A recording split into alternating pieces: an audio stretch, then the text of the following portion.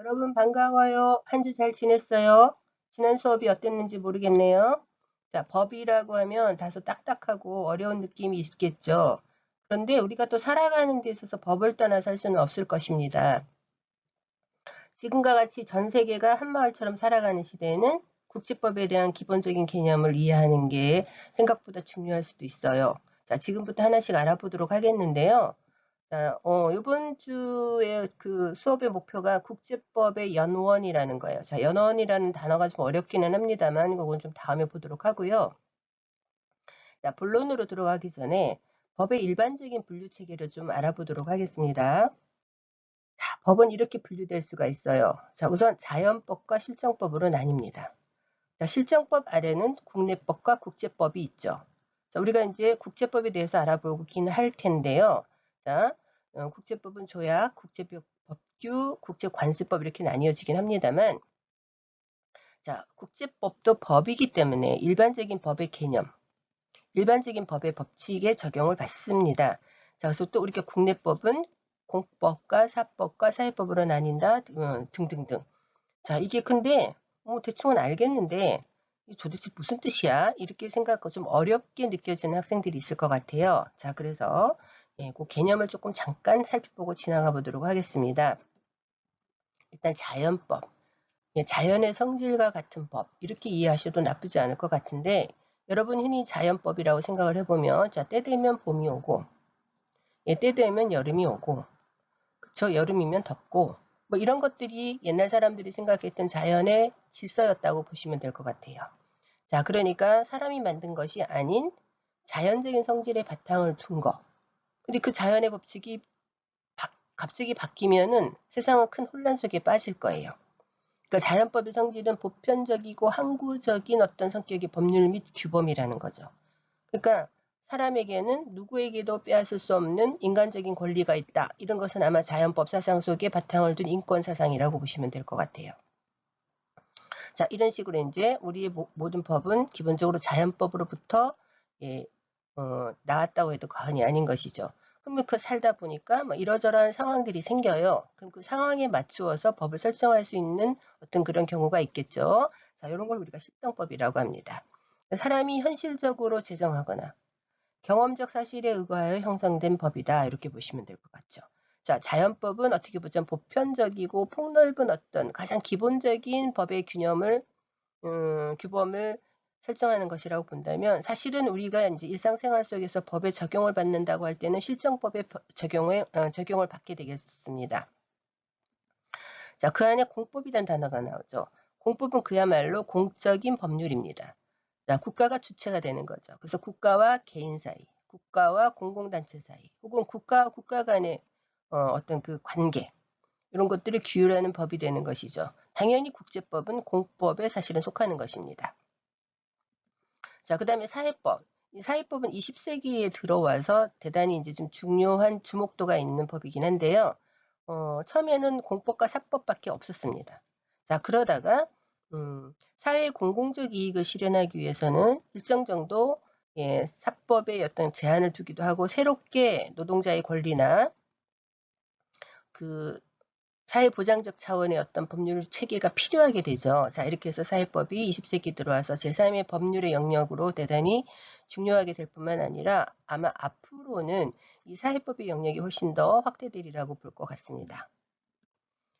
자, 그다음 실체법. 여러분은 실정법과 실체법을 헷갈리면 안 되겠죠. 자, 실체법은 우리가 흔히 생각하는 헌법, 뭐 형법, 민법, 상법 이런 것이라고 보시면 될 것 같아요. 자, 그래서 권리와 의무의 발생, 변경, 내용 혹은 소멸 이런 것들을 이제 명문화 시켜놓는 법을 우리가 실체법이라고 하고요. 이게 가장 중요한 법률입니다. 자, 그래서 이걸 주법이라고도 해요. 자, 그러면 절차법이라고 하는 것은 말 그대로 실체법을 실질적으로 법을 적용해서 어떠한 소송을 간다거나 할 때 그 관계와 그 절차를 규정해 놓는 법을 절차법이라고 하는 거죠. 자, 예를 들어 민법에 해당하는 어떠한 상황을 소송을 걸었어요, 재판을. 자, 그러면 그 재판에 관련된 법률 체계를 우리는 절차법이다. 그래서 민사소송법, 형사소송법, 행정소송법. 자, 대체적으로 저도 뭐 법률이 전공이 아니기 때문에 이 정도의 개념 정리를 하고 이제 오늘 지금부터 본격적으로 국제법에 대해서 좀 들어가 보도록 하겠습니다. 자, 근데 단원의 주제가 좀 어려워요. 국제법의 연원 이런 말이 나오죠. 국제법의 연원. 자, 그럼 일단 연원이란 단어가 무슨 뜻일까? 자, 연원은 사물의 근원이다. 예, source, origin 뭐 이렇게 얘기하면 될 것 같아요. 자, 그러면 국제법의 연원은 말 그대로 일반법의 연원부터 볼까요? 자, 일반법의 연원은 자, 현재의 법이 존재하게 된 어떤 요소, 예, 현재의 법이 존재하게 된 요소 이렇게 이해하시면 될 것 같고요. 자, 그러면 국제법의 연원은 말 그대로 그냥 우리가 국제법이라고 해도 돼요. 자, 국제의 다양한 주체들 사이의 관계에 존재하는 규범들 가운데 국제법으로 수락되어서 적용되고 있는 법이다. 그러니까 아까 우리가 보았던 조약이라든지 이런 것들 뭐 이해하시면 될 것 같아요. 자, 그럼 현재의 국제법의 주요한 연원들, 예, 그렇죠, 조약, 국제관습법. 우리가 국가와 국가 사이에 어떤 문제가 생긴다라고 할 때, 예, 일단 1차적으로 이제 쌍방 간에 맺어진 조약, 예, 혹은 명문화되지 않다 하더라도 늘 이래 왔어 라고 하는 것이 관습이잖아요. 그래서 국제적인 관습, 그래서 국제사회가 암묵적으로 동의하고 있는 국제관습. 자, 이런 것도 없는데 그럼 어떻게 처리를 하지? 아까 보았죠. 법의 일반적인 원칙이나 법이 형성되었을 때 일반적인 생각들의 바탕을 두고 국제사회 관계의 어떤 법률을 따지게 됩니다. 자, 그 다음에 판례와 학설 같은 것들은 자, 학교에서는 이러한 주장들이 있어. 이게 학설이잖아요. 그 다음에 기존에 이와 비슷한 상황 속에 국제적으로는 이러한 판결을 내렸어. 이게 바로 앞서 있었던 판결의 사례들. 이걸 우리가 판례라고 하는 거예요. 자, 이런 것들이 이제 정조약도 없고 국제관습도 없고 법의 일반 원칙도 좀 헷갈리고 이럴 때는 이제 판례와 학설이라고 하는 것에 또 의존을 합니다. 요거는 이제 최후의 보조수단이다 이렇게 보시면 될 것 같아요. 자, 이런 것들이 바로 이제 현재 국제법을 적용할 때 우리가 주로 끌어다 댕기는 법의 어떤 그 근원이다 이렇게 보시면 될 것 같죠. 자, 요 로고를 한번 보고 지나가겠습니다. 이게 바로 뭘까요? 예, 국제사법재판소죠. 자, International Court of Justice. 그래서 우리가 줄여서 ICJ라고 하는 것이 지금 네덜란드 헤이그에 있는 국제사법재판소의 명칭이고요. 아마 요거 이제 상징일까요? 예, 이렇게 중간에 재판관이 있고 천칭을 들고 있고 이런 것이 보이고 있습니다. 자, 국제법의 연원 간의 상충이 발생하면 국제사회는 어떻게 해결할 것인가? 자, 여러분이 갖고 있는 교과서 24쪽을 열어봅니다. 자, 거기에 보면 이렇게 국제사법재판소의 그림이 나오죠. 자, 이 그림은 아주 평화로워 보여요. 사람들이 자전거를 타고 가끔 지나가고 있네요. 자, 그러면 상충이라는 단어는 서로 부딪힌다는 뜻이잖아요. 자, 그러면 이제 어떻게 해결할 것인가? 자, 미리 얘기를 하자면 국내법은 국제법과 좀 다르게 운용이 되는 경우들이 있죠. 자, 국내법은 상위법, 하위법 개념이 있습니다. 예, 모든 국내 법률 중에 가장 높은 어떤 위상을 갖고 있는 것이 헌법이죠. 그 밑에 법률이 있고요.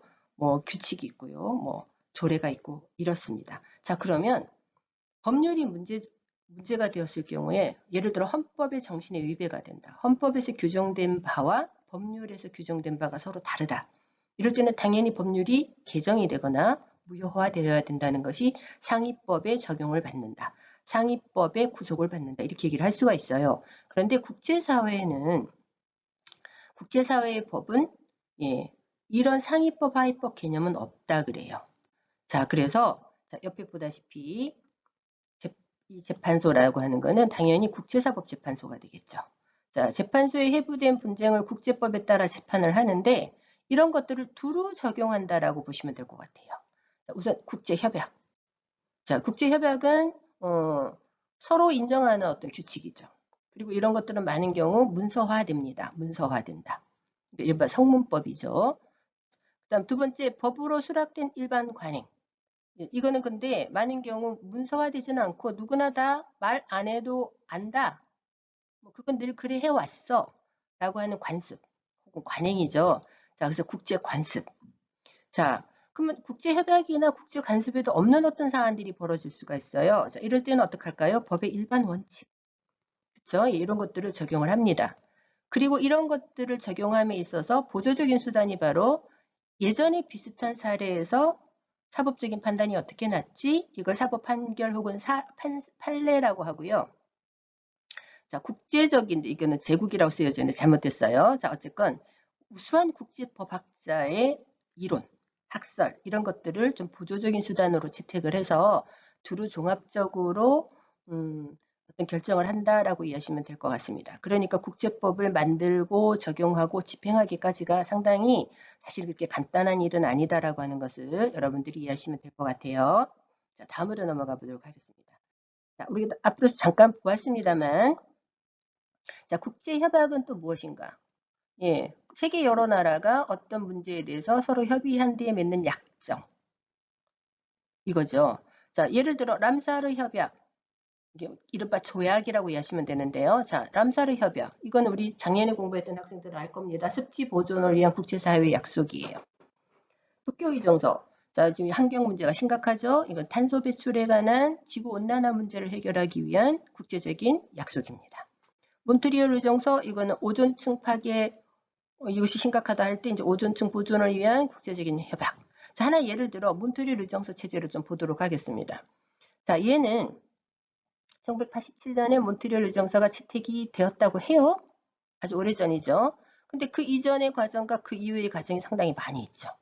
만약에 뭐 2020년에 서울에서 무언가 이 후속 작업이 일어났다. 그러면 2020 서울 개정 이렇게 나올 수 있겠죠.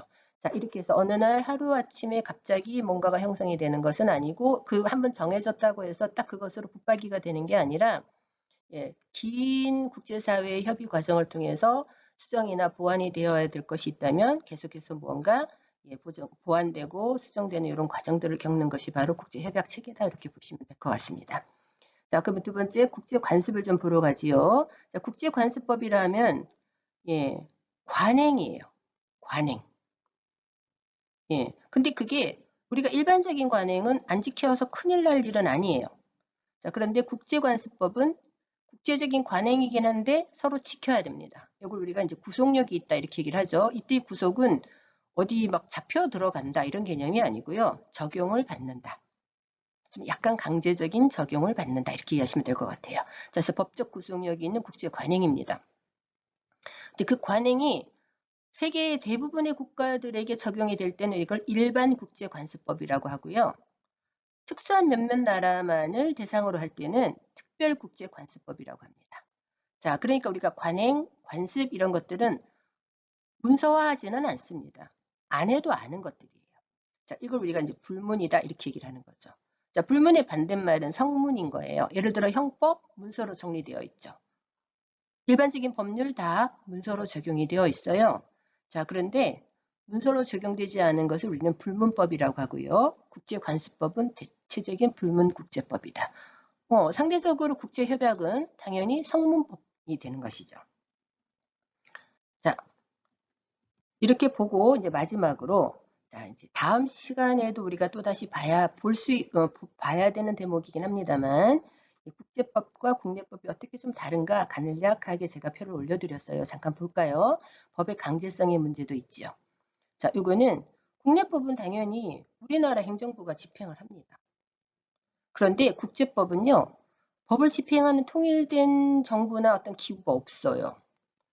그래서 국제사회의 어떤 동의와 협력을 바탕으로 하기 때문에 뭐 안 지킨다고 해서 아주 큰일 날 일이 당장 벌어지진 않습니다. 그래서 우리가 미약한 구속력이다 이렇게 얘기를 하죠. 자, 그 다음에 법을 어떻게 만드느냐. 국내법은 당연히 국회에서 만들어져요. 자, 국회는 누가 구성하느냐. 국회의원이 구성하는 것이죠. 자, 최근에 이제 4.15 총선이 끝났습니다.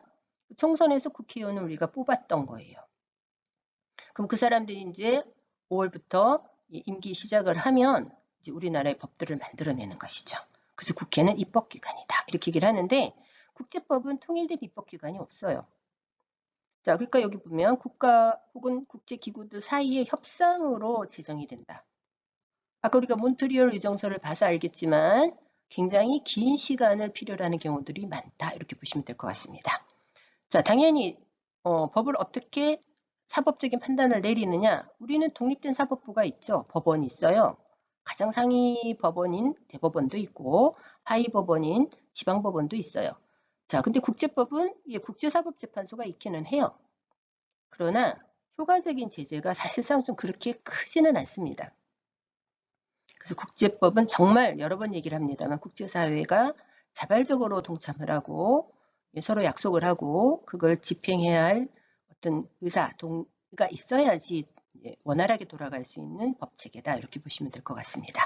자, 당연히 법의 규율 대상은 국내법은 국민을 대상으로 한다면 국제법은 국가, 국제기구, 다국적 기업과 같은 법인체 이런 것들이라고 보시면 될 것 같아요. 자, 이번 시간은 여기에서 끝내도록 하겠습니다. 잠시 쉬었다가 다음 시간 들어가 보도록 하죠. 잠시 후에 만나요.